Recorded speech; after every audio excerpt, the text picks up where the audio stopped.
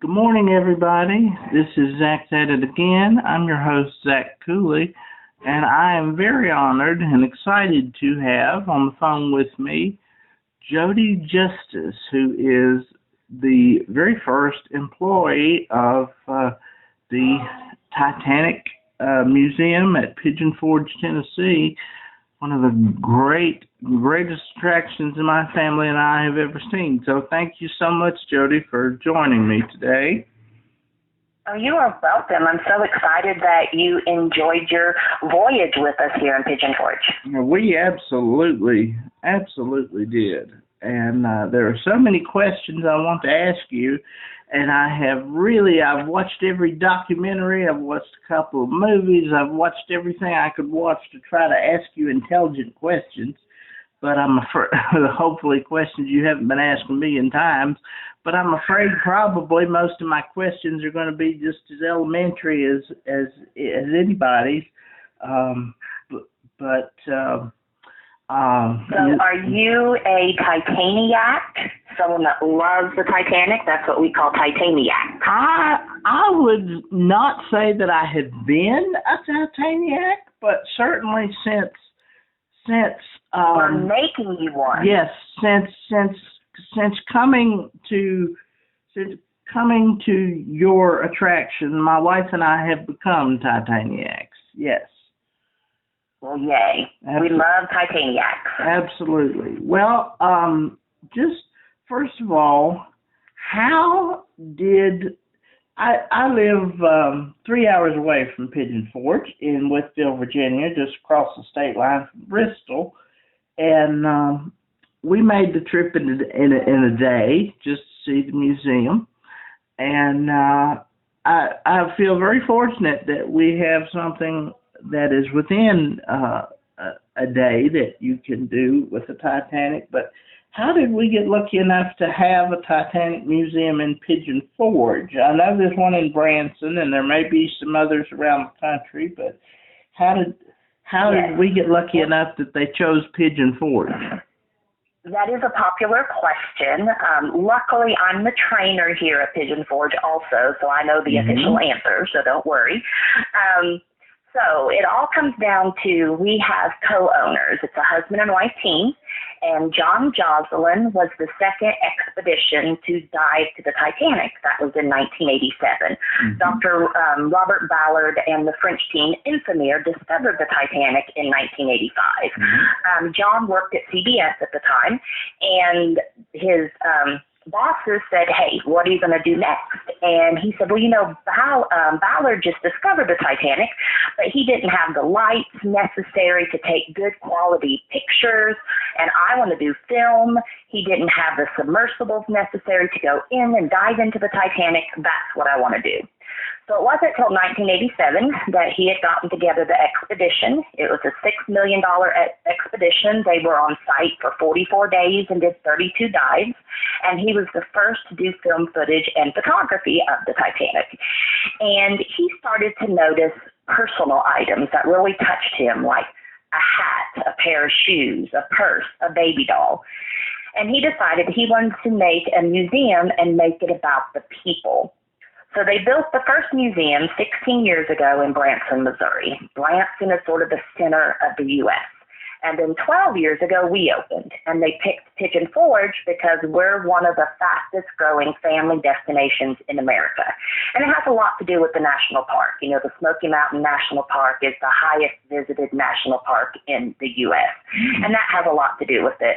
But we get that question quite often because, you know, we don't really have a large body of water around us. So people are like, well, why is the Titanic in Pigeon Forge? And I think, and then that comes back to another question, or not really a question, but a comment. We hear people all the time saying, "I thought it was going to be hokey." And as soon as they go through the ship, they realize how much authenticity we put throughout the ship. And it's really like being on the Titanic, and you get submersed in that Edwardian type 1912 era of living and ship traveling. Yes, it is. And which brings me to my next question. Of course, my daughter, we're all music lovers, and I was most impressed with the musicians that came and played there, played live for us. That was very moving, very touching. But my daughter, of course, being a lady of good taste, was most impressed with the Strauss suite, the Millionaire Suite, the first class area of the ship. Now, and this is more of a clarification than a question, but am I correct that in many cases, in most cases, it was a floating Ellis Island? There were many people trying to get to America for a better life, but there were also people, wealthy people, that were on that ship as a pleasure cruise. Is that fair to say? I wouldn't say everyone's used to cruise ships today, because cruise ships are there to entertain us. It's there for a vacation.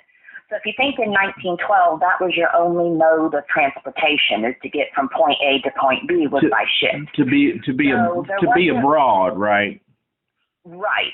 So yes, there were many wealthy individuals in those first and second class that were either coming back from being abroad, from Bath or from anywhere in Europe, or there were people from Europe that were coming to America to vacation, because that would be the thing to do. And of course, third class, many people were immigrating or moving to America for a better life.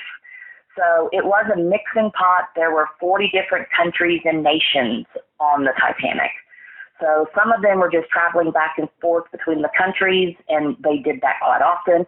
Or there were some knowing that they were leaving their country of birth and probably never coming back to see relatives, and were moving to America for a better life. Okay.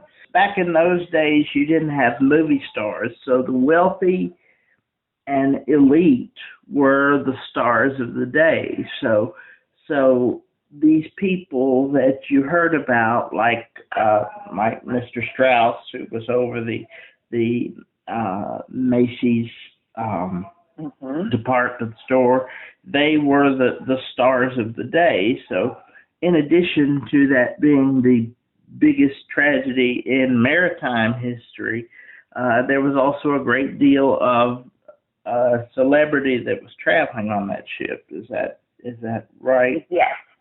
And there were even several millionaires that were scheduled to be on the Titanic that were not.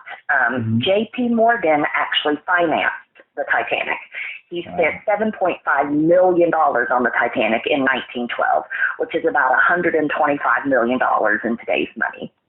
He was scheduled to be on the Titanic because he financed it, but he had meetings that ran late into that day, so he could not board the Titanic.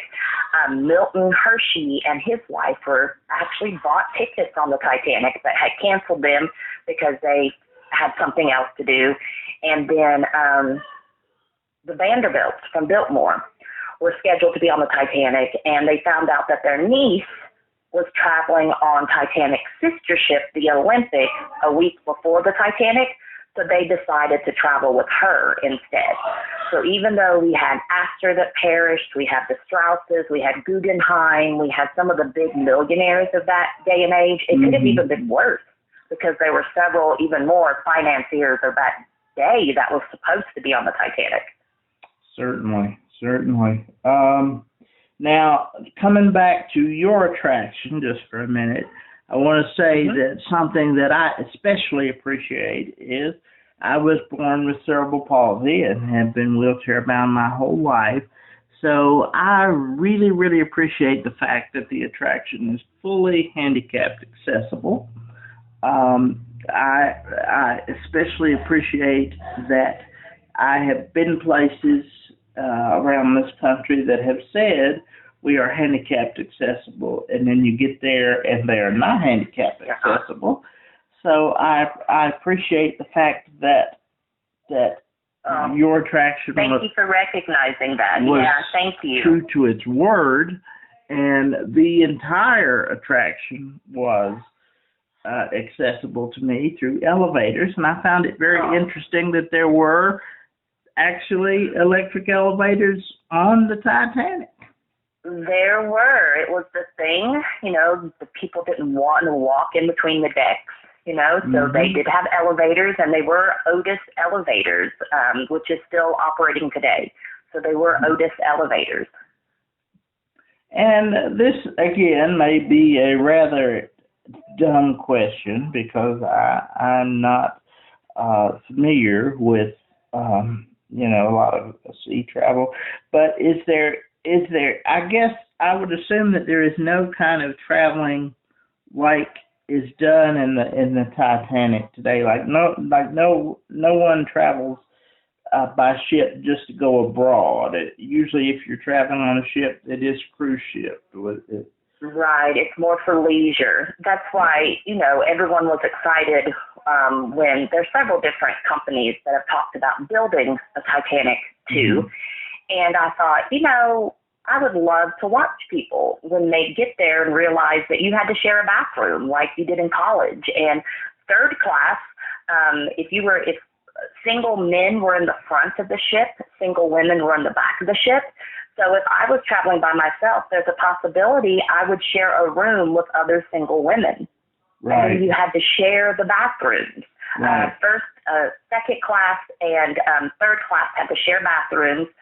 Most of first class had their own bathroom, but that was something for ship travel to have your own bathroom in your stateroom. So, cruise ships now are to be entertained, and really the only thing you had to do on the Titanic is you could walk, you had a gymnasium where you could work out, you had a library, you had a smoking room, you had a Turkish bath, which was like a sauna. Yeah. And so I think they would be surprised. They have romanticized, the Titanic with the movie, and then, sort of putting the modern twist of cruise ships on the Titanic. Sure. But I would love to see it. I always, if they made it historically correct, I would love to see the Titanic rebuilt. I would love to see all that beautiful hand-carved woodwork and all the opulent, the Austrian crystal chandeliers and the milk glass. That would just be amazing to witness in real life. Absolutely, but there would be that omen of, we're on the Titanic for me that would have me a little leery. Yeah, I may not travel in April because that would be a bad omen. Right, right. And I am, a believer in God, and I'm one of those people when they said God couldn't sink this ship, and supposedly it was not blessed as other ships were. May God bless her and all who sail on her. Is that true, and if that is true, why was she not blessed? She was not christened. I don't know about the blessing. I would have to go back and research that. But no one at White Star said that not even God could sink her. That is an urban myth. There was a maritime magazine that, that was the only way you could figure out which ship you needed to travel from point A to point B. And then it showed you, okay, well, you have 4 options on this voyage. Here's what this ship offers. Here's what the room looks. Here's the ticket prices. And then you would have to walk down and buy your ticket. So there were several magazines, maritime magazines, that you would buy to find out which one you wanted to travel on. Well, one of the maritime magazines wasn't doing too well. So they decided to come up with an eye-catching headline to get their magazine sold. And the headline they came up with is Unsinkable Titanic, Not Even God Could Sink the Ship. And then throughout the years, people have forgotten about the magazine. And I've heard them say that Thomas Andrews said it, which is the ship designer, or ship workers. And White Star advertised Titanic as virtually unsinkable. And Thomas Andrews, the designer, hated that because he knew anything wasn't virtually unsinkable, virtually unbreakable. You just don't say that. So he hated that. And, but yeah, I don't know about the blessing. I know she wasn't christened, but I'm not sure about the blessing. I'd have to look into that. And you don't know why she was not christened? The christened because they were behind schedule. Captain Smith had wrecked the Olympic a few months prior. he had rammed into a Royal Naval cruiser named the Hawk and put a big hole in the side of the Olympic. And that put the Olympic in dry dock to be fixed, and they halted all construction on the Titanic to fix the Olympic and put her back at sea. And it put the Olympic behind schedule for about, I think, 3 or 4 months. So when you start thinking about that, it's like, okay, if Captain Smith didn't work the Olympic, then the Titanic may not have been in that spot April 14th to hit the iceberg. So, yeah, so she was behind schedule. They were actually still doing painting inside the ship as passengers were boarding because they wanted, to get her out and start making money. Which brings me to the question that everybody asks, so I'm just going to go ahead and ask it. I've watched the documentaries. People blame Captain Smith. People blame Bruce Ismay. They were traveling too fast, and that's why it sunk. Do you believe, in your personal opinion, that based on what everybody did individually on the Titanic, could they have avoided the iceberg? The only way they could have avoided the iceberg was to stop for the night. Okay. Only way. We debate this as I'm the education director now here at the Titanic Museum attraction in Pigeon Forge. I've been on the ship for 12 years, and this 13th year I'm up here at the education department. And we do debate school, especially middle school kids. And they're like, okay, the captain had iceberg warnings. He should have slowed down. I'm like, okay, but your boss is on board, Bruce Ismay, and he wants to get to New York ahead of schedule. A lot of people think we were trying to break a speed record, and we were not. There was no way we were going to beat the Mauritania. The Mauritania was just too fast. But they were trying to get to New York ahead of schedule. So if you think of it that way, well, your boss is on board. So you're going to do what your boss says. But then on the flip side, the captain's the captain, and he has the ultimate decision. Right. So the night we struck the iceberg, Captain Smith had two choices, either to stop for the night or go south and slow down. He did go south. So this is where everyone argues. Did he really slow down? He was going 22 knots. The Titanic could have gone 24 knots. So technically, he wasn't going as fast as he could have gone, but could he have slowed down? Yes. There's normally not any icebergs in the area that he went down further south, but we now know it was a colder spring and the icebergs didn't melt as quickly. So it's all the hindsight is 2020. I think the only way they could have missed the iceberg was to stop for the night. That's the only way. And I'm bad. I feel I don't blame anyone for anyone. That's just my belief. And because I don't know what I would do in that situation. So, but, I'm sure it was a hard decision for the captain to make if he should slow down or stop for the night. You've got Bruce Ismay in your ear, and then Bruce Ismay is probably being arrogant, and he wants, to make a name for White Star Line, and it just comes in a big circle. So, you could argue this point forever. Absolutely, and there is no answer that we will know in our time. Exactly. But I happen to agree with you 100%. I happen to be since my research of you watching documentaries and reading and going through the attraction, spending 2 to 3 hours in the attraction, becoming a Titaniac, as you say, something in me developed a very soft spot for Captain Smith. It could be the fact that I saw his dog, Ben, who was on board, and it broke my heart. I'm the father of an only child who's 8 years old. Never expected to be married or have children in my life because of my disability, and a lot of times that doesn't warrant opportunities like I have been blessed with.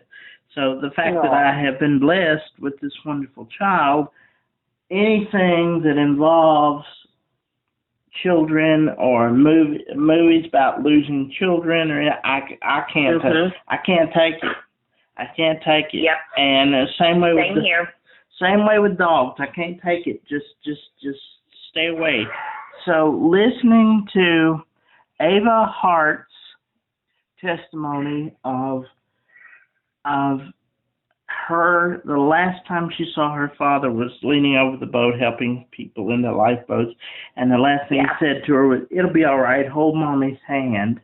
I can see myself doing that for my wife and child, but the fact that there's a unit of 3 of us, there was a unit of 3 of them, I felt a special connection to her testimony, and that and the dogs just broke my heart. So anyway, I have a very soft spot for Captain Smith. It seems that people liked him, people trusted him, and I think that he did everything he could. In fact, there's one, and it may have been John Josselin's documentary, The Secrets Revealed, where they tested where they tested something, and they said they tested all of Captain Smith's actions, and well, this is what he did, and if he had not done this, would it have saved lives? And as it turned out, if he had not done what he had done, it would have been twice as catastrophic. Yes. So it's probably the one they. A lot of people think if we had hit the iceberg head on, we either wouldn't have sank or sank slow enough for help to arrive. But we now know if something's in your path, you're going to go around it. You're not. If I'm driving down the road and there's a dog in the road, nothing in my head tells me it'll be safer to hit the dog than to swerve. You know? So I love it when people ask me that. But we now know if we had hit the iceberg head on, that impact would have made the ship like burp, with that impact, and it would have popped off rivets, and we probably would have sank faster. So, and about studying, see, I'm the mom of 2 boys.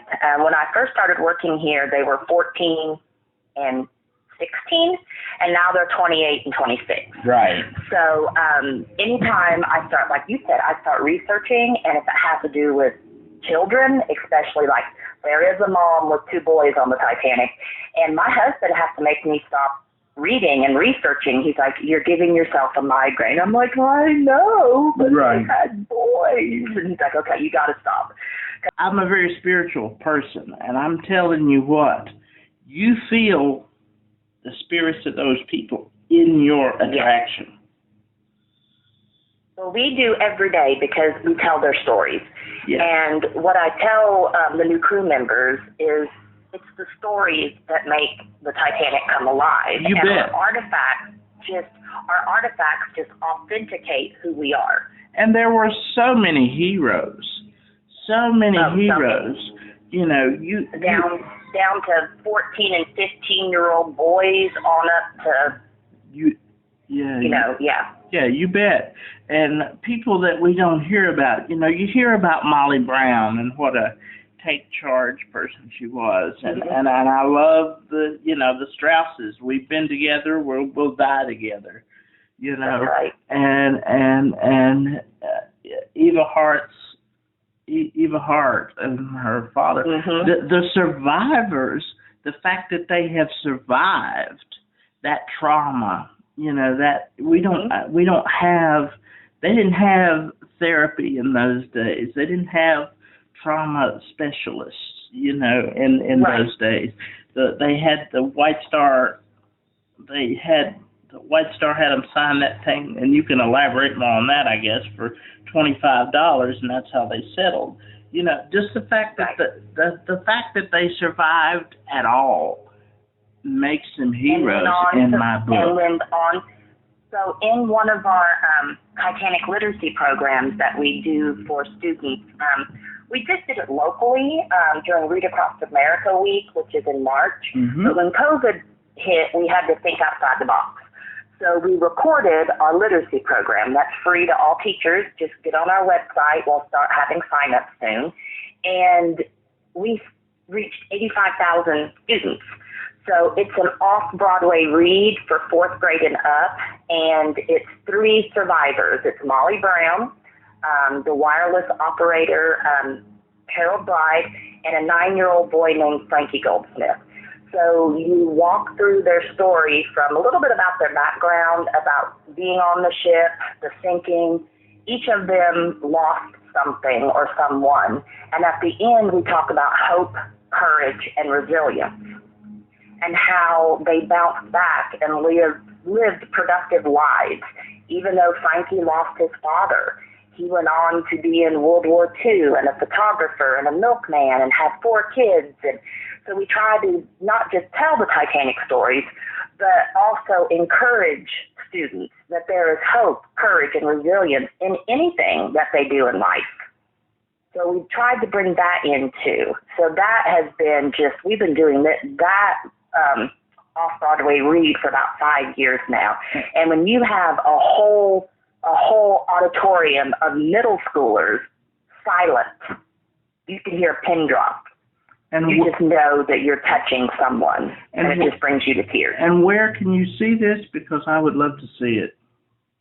Well, I will send you the information as soon as we start doing sign-ups. Oh, that would be wonderful. And by the way, here's a very interesting fact. You guys opened on April 8th, 2010, and that was the day of mine and my wife's first date. Yay! It wasn't here, was it? Because it was raining sideways that day. It was raining sideways where we were, but it was not in Pigeon Forge. No, we had never been to the museum until last week, and Emily said, "Oh, wow, you know." So I have a question for you. Oh, yes. You're from Virginia, absolutely, correct? Withville, Virginia. That's correct. So Oscar Woody, one of the mail clerks, was from Virginia, and in 2003, Governor Mike Easley actually made November 24th Oscar Woody Day. Okay, what part of Virginia was Oscar Woody from? He is from Clifton Springs. All right, I'm not sure where that is.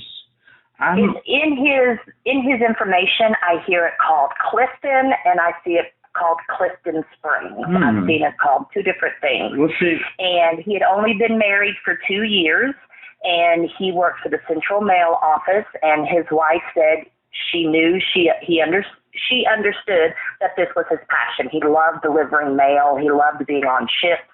And it was actually his birthday, April 14th, the night we struck the iceberg. They actually thrown him a little party, on the Titanic.